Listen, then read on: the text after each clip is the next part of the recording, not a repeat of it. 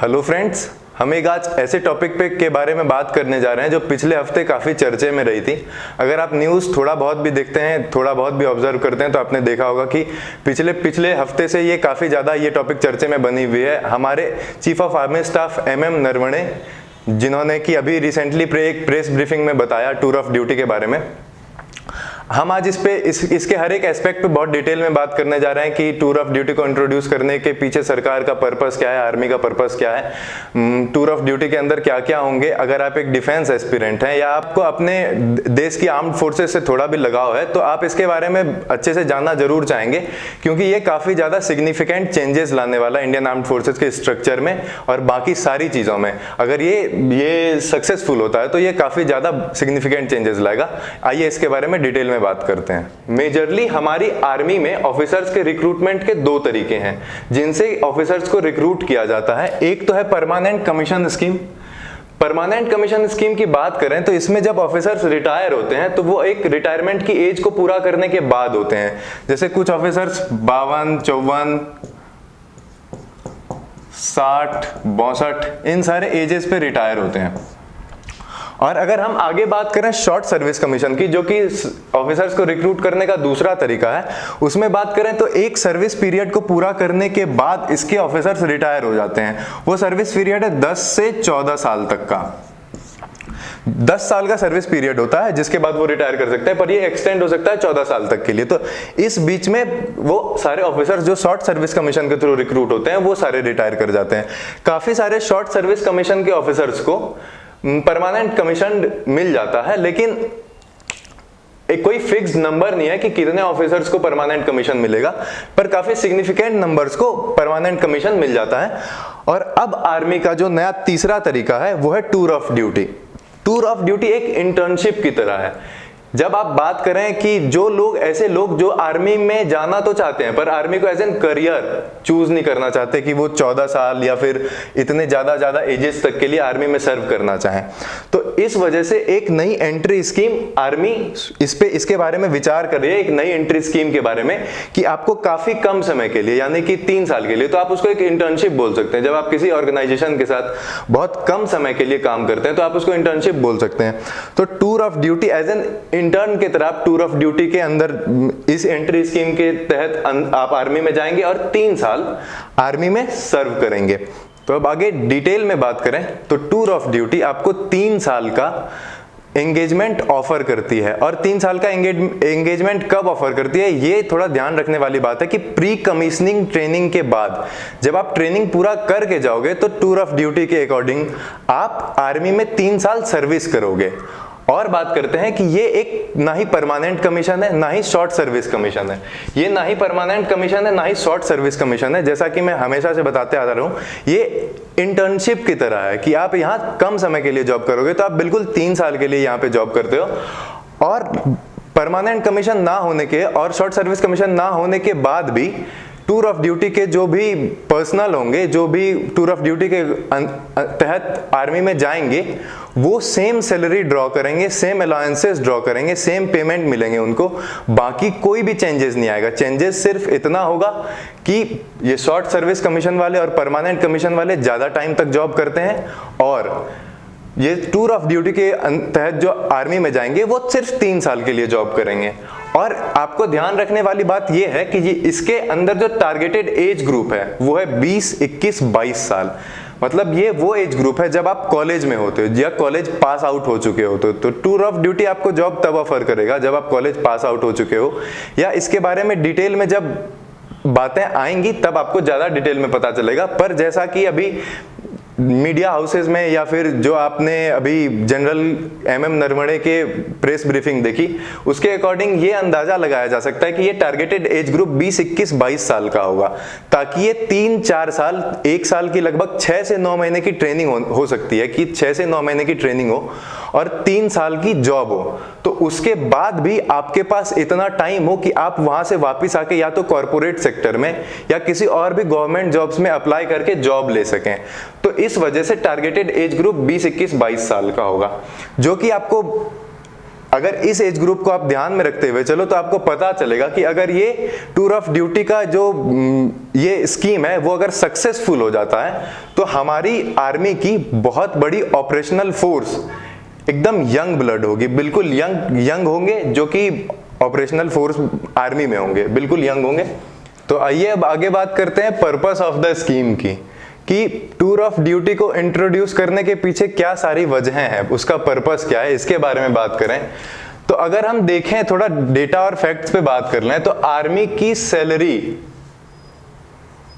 Plus pension में लगभग defence का 55% बजट चला जाता है। 55% बजट जो डिफेंस बजट होता है हमारा, उसका 55% आर्मी के पर्सनल्स की सैलरी और पेंशन में चला जाता है। तो अब आगे बात करते हैं, तो काफी और सिग्निफिकेंट अमाउंट जो ऐसा होता है जो हम बाहर से विदेशों से arms and ammunition equipments purchase करने में लगा देते हैं, तो लगभग सारा बजट हमारा वहीं पे स्पेंड हो जाता है। अब आगे बात करें कि इनोवेटिव आइडियाज की, कुछ इनोवेशन की, जो हम अपने देश में कुछ खुद बना सकें या फिर कुछ टेक्नोलॉजी नई डेवलप कर सकें, तो इसके लिए हमारे पास कुछ ज्यादा बड़ा सिग्निफिकेंट बजट नहीं होता। तो इस वजह से क्या है कि अगर हम टूर ऑफ ड्यूटी को इंट्रोड्यूस करते हैं, अगर आर्मी या सरकार टूर ऑफ ड्यूटी को इंट्रोड्यूस करती है, तो उसके तहत क्या आएगा, थोड़ा उसके बारे में भी चर्चा कर लें। टूर ऑफ ड्यूटी से आने वाले पर्सनल्स और शॉर्ट सर्विस कमीशन की ही अगर हम थोड़ी कंपैरिजन करके देख लें तो हमें पता चलेगा कि कितना मेजर चेंजेस होने वाले हैं। अगर एक टूर ऑफ ड्यूटी के अंदर जो एक ऑफिसर आते हैं, उसके 3 साल में उस पे खर्च आने वाले होंगे 80 से 85 लाख। और अगर हम बात करें शॉर्ट सर्विस कमीशन से के अंदर आए हुए ऑफिसर्स की, जो 10 से 14 साल की सर्विस करते हैं, तो उनकी सैलरी प्लस पेंशन्स प्लस सारे अलाउंसेस को मिला के लगभग 6 करोड़ से ज्यादा का खर्च आता है। हालांकि ये जो खर्च है ये सिर्फ एक ऑफिसर पे 3 साल का है, पर अगर फिर भी हम बात करें तो ये इससे काफी ज्यादा कम है। अगर हम बात करें एक ऑफिसर 10 साल भी जॉब करता है, या अगर हम बात करें कि 5 ऑफिसर्स 3 साल के लिए 5 ऑफिसर्स काम करते हैं, तो लगभग इतना बजट या इससे काफी ज्यादा ही कम बजट आता है। और अगर हम बात करें सोल्जर्स की, तो एक सोल्जर जॉब करता है 17 साल, 17 इयर्स की सर्विस में उस पे लगभग अगर हम फिर से फैक्ट्स की बात करें तो लगभग 11 करोड़ से ज्यादा की सेविंग है, जो एक शॉर्ट सर्विस कमीशन के अंदर आए हुए सोल्जर और ये एक 17 साल जॉब करने वाले सोल्जर की बात करें तो इसकी कॉस्ट इफेक्टिवनेस देखें तो लगभग 11 करोड़ से ज्यादा एक सोल्जर पे सेविंग होगी सरकार की डिफेंस मिनिस्ट्री की। तो इन सारे पैसों का जब हम बात करेंगे, ये काफी ज्यादा बड़े नंबर्स हो जाते हैं एक सोल्जर्स पे। अभी आर्मी का मानना है कि लगभग 1000 सोल्जर्स प्लस 100 ऑफिसर्स पे इस एंट्री स्कीम के तहत इतने कम लोगों को पहले इस एंट्री स्कीम के तहत लिया जाएगा आर्मी में। और अगर ये सक्सेसफुल होता है तो ये नंबर्स ग्रेजुअली बढ़ते जाएंगे। तो क्या है कि अगर 1000 सोल्जर्स की बात करें तो 1000 इंटू 11,000 करोड़, तो इतनी ज्यादा सेविंग हो जाती है 11,000 करोड़ की सिर्फ 1000 पे, और हमने ऑफिसर्स को काउंट ही नहीं किया है। तो अगर इतना अमाउंट हमारा बचने लगता है तो हमारी डिफेंस मिनिस्ट्री को, हमारी आर्मी के पास नए इक्विपमेंट्स आएंगे। आर्मी अब तक इंसास, हालांकि इंसास बहुत ही सक्सेसफुल राइफल रहा है, पर फिर भी काफी पुराना तो हो ही चुका है, तो अब तक इंसास राइफल यूज कर रही है। तो हमारे पास इतने ज्यादा अगर पैसे बच रहे हैं, कुछ काफी पैसे बचेंगे, तो क्या होगा कि हमारी आर्मी के पास नए इक्विपमेंट्स आएंगे, और जो हमारी ऑपरेटिंग फोर्स इतनी यंग होगी वो अलग फायदा है। और आगे बात करें तो आपने जैसा हमारे defence chief of army staff जो हैं उनकी ब्रीफिंग में भी सुना होगा कि अभी हमारे देश में पेट्रियोटिज्म काफी ज्यादा पीक पर है। इंडियन आर्म्ड फोर्सेस के प्रति लगाव, उनके प्रति एक रेस्पेक्ट, वहां जाने की इच्छा, एक जुनून कह सकते हैं, जो कि काफी ज्यादा इस टाइम पे काफी ज्यादा यूथ के बीच में है।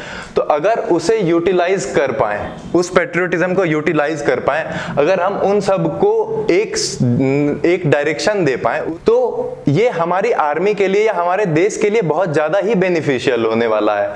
वैसे तो पता नहीं सरकार को ऐसा क्यों लग रहा है कि पेट्रियोटिज्म की भावना अभी है। हमारे देश में आर्मी के लिए सम्मान और आर्मी में जाके कुछ करने की इच्छा युवाओं में तो काफी समय से ही रही है। सरकार को अभी दिख रही है, देर आए दुरुस्त आए, कोई बात नहीं। अब हम बात करें हमारे देश के पॉपुलेशन की, तो बात है कि हमारे देश में लगभग पॉपुलेशन जो है 40 से 50% पॉपुलेशन वो 25 साल से कम का है। 25 साल से कम, 40 से 50% पॉपुलेशन जो है 25 साल से कम उम्र का है। यानी कि आप कह सकें तो भारत एक बहुत ही ज्यादा युवा देश है। अब अगर इस डेमोग्राफी का अगर पॉजिटिव तरीके से यूटिलाइजेशन हो पाए, जो कि आर्मी कर सकती है, तो कितना ज्यादा बेनिफिशियल होगा ये तो हम आने वाले समय में ही देखेंगे कि अगर एक 20, 21, 22 साल का सोल्जर, एक 20, 21, 22 साल का ऑफिसर अगर आर्मी में ऑपरेट करेगा और हमारी ज्यादातर ऑपरेशनल फोर्स उसी एज ग्रुप की होगी, तो ये हमारी आर्मी को कितना ज्यादा एफिशिएंट बनाएगा ये तो आने वाले समय में हमें इसके रिजल्ट में दिख ही जाएगा। और आगे बात करें इसकी, तो क्या है कि अगर टूर ऑफ ड्यूटी के अंदर जो भी ऑफिसर्स या सोल्जर्स जाके जॉब करके वापस 3 साल बाद रिटायरमेंट लेके आते हैं, तो उनमें काफी ज्यादा सिग्निफिकेंट चेंजेस देखने को मिलेंगे आपको। क्या उनके अंदर एक कल्चर डेवलप हो जाएगा, क्योंकि हमारी आर्म्ड फोर्सेस का कल्चर इतना रिच है ही, तो उनके अंदर भी एक कल्चर डेवलप हो जाएगा, उनके अंदर डिसिप्लिन, उनके अंदर काफी ज्यादा एफिशिएंसी, फिटनेस, और उसके बाद आर्मी के प्रति एक लगाव जो है, जो 3 साल जॉब करके आएंगे तो काफी ज्यादा और बढ़ जाएगा। तो इससे क्या होगा कि हमारी देश को भी इनडायरेक्टली काफी ज्यादा फायदा होने वाला है, क्योंकि उनकी एफिशिएंसी बढ़ जाएगी, चाहे वो कॉर्पोरेट सेक्टर में जाके काम करें। वैसे आपने आनंद महिंद्रा का बयान देखा होगा कि उन्होंने बताया कि कॉर्पोरेट सेक्टर की तरफ से तो कोई दिक्कत नहीं होने वाली, क्योंकि वो एक आर्म फोर्सेस में सर्व करके 3 साल सर्व करके आए हुए कैंडिडेट के कैंडिडेचर को ज्यादा प्रेफरेंस देंगे रादर देन एक नॉर्मल एमबीए या नॉर्मल ग्रेजुएट कैंडिडेट को। तो अगर वो 3 साल जॉब करने के बाद इतनी कम उम्र में कॉर्पोरेट सेक्टर में जाते हैं 3 साल का आर्मी एक्सपीरियंस के साथ, तो उनकी एफिशिएंसी के बारे में तो आप सोच भी नहीं सकते कि वो कितने एफिशिएंट होंगे, कितने फिट होंगे, कितने एंथुसियास्टिक होंगे।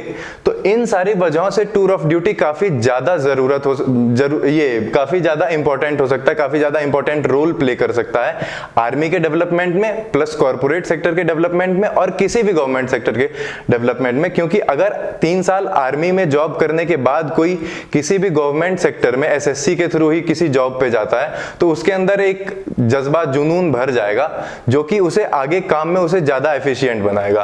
तो आइए फ्रेंड्स अब आगे बात करते हैं। अगर टूर ऑफ ड्यूटी इस स्कीम को अगर सक्सेसफुल होना है, तो इसमें वो सारी चीजें होनी चाहिए जो कि यूथ को अट्रैक्ट करे, उनका इंटरेस्ट उस तरफ जाए कि वो इस स्कीम को अपना सकें और इसमें जा सकें। तो सबसे पहले बात करें अगर कि ये कैसे अट्रैक्टिव होगा, यूथ के पर्सपेक्टिव से कैसे अट्रैक्टिव होगा, तो हम बात करते हैं कि सबसे पहले बात करते हैं सैलरी की। अगर हम सैलरी की बात करें तो वो ऐसा प्लान कर रहे हैं कि आप एक 20, 21, 22 साल के लड़के को जितनी सैलरी मिले कॉर्पोरेट सेक्टर में या किसी भी अदर फील्ड में जितनी भी सैलरी मिलेगी, उससे 1.5 to 2 टाइम्स ज्यादा, यानी 1.5 से 2 गुना ज्यादा सैलरी ऑफर कर सकते हैं आर्मी में इस स्कीम के अंदर जो भी जाएंगे। तो लगभग बात करें तो सैलरी 1.5 टाइम्स और 2 टाइम्स ज्यादा होगी। तो सैलरी काफी ज्यादा एम्पल अमाउंट में मिलेगी। तो अगर आप देखें तो इकोनॉमिक पर्सपेक्टिव से भी ये काफी सही होगा।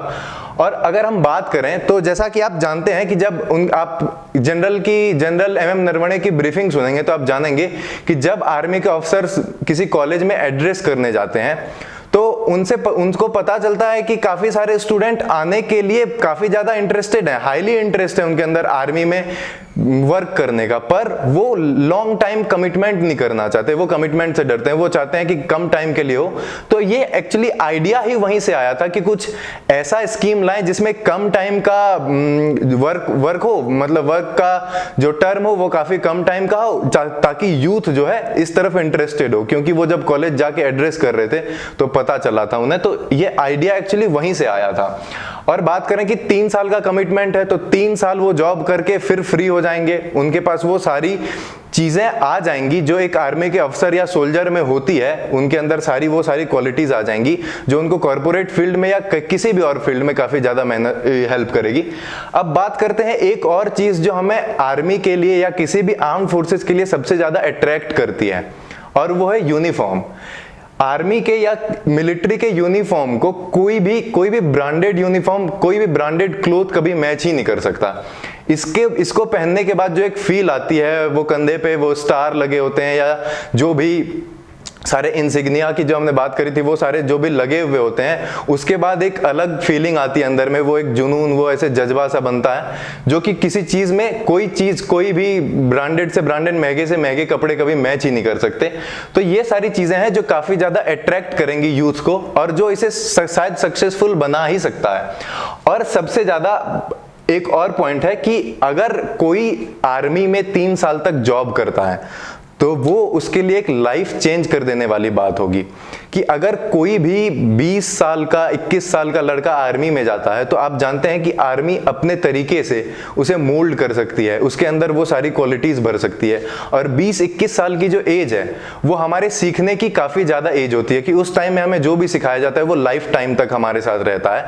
तो ये उन यूथ के लिए एक लाइफ चेंजिंग अपॉर्चुनिटी होगी कि वो बाकी सारे फील्ड में सक्सेस पा सकते हैं इसके थ्रू। यानी कि अगर कोई 3 साल तक आर्मी में जॉब करके किसी भी फील्ड में जाए, किसी भी फील्ड में, तो वो काफी ज्यादा सक्सेसफुल होगा, ऐसा मान सकते हैं। और इनडायरेक्टली देखें तो सारा बेनिफिट हमारे कंट्री को, हमारी आर्मी को, हमारे कॉर्पोरेट सेक्टर में सारे बेनिफिट इनडायरेक्टली डायरेक्टली उन्हीं को होने वाले हैं इनके बाद।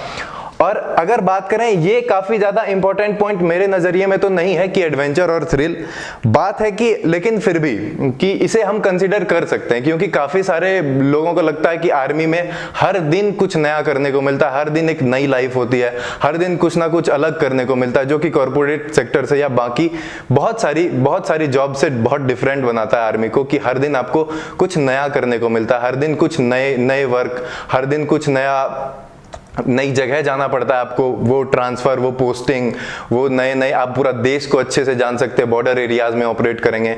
तो ये सारा जो है, जो भी आपको ये सारी चीजें भी यूथ को कहीं ना कहीं काफी हद तक अट्रैक्ट करेंगी क्योंकि उन्हें उनकी लाइफ थोड़ी एडवेंचरस हो जाएगी, थोड़ी थ्रिलिंग हो जाएगी, जो कि उतना ज्यादा इंपॉर्टेंट पॉइंट नहीं है क्योंकि वहां जाने के बाद आपको पता चलता है कि ऐसा कुछ एडवेंचर थ्रिल जैसा कुछ है नहीं।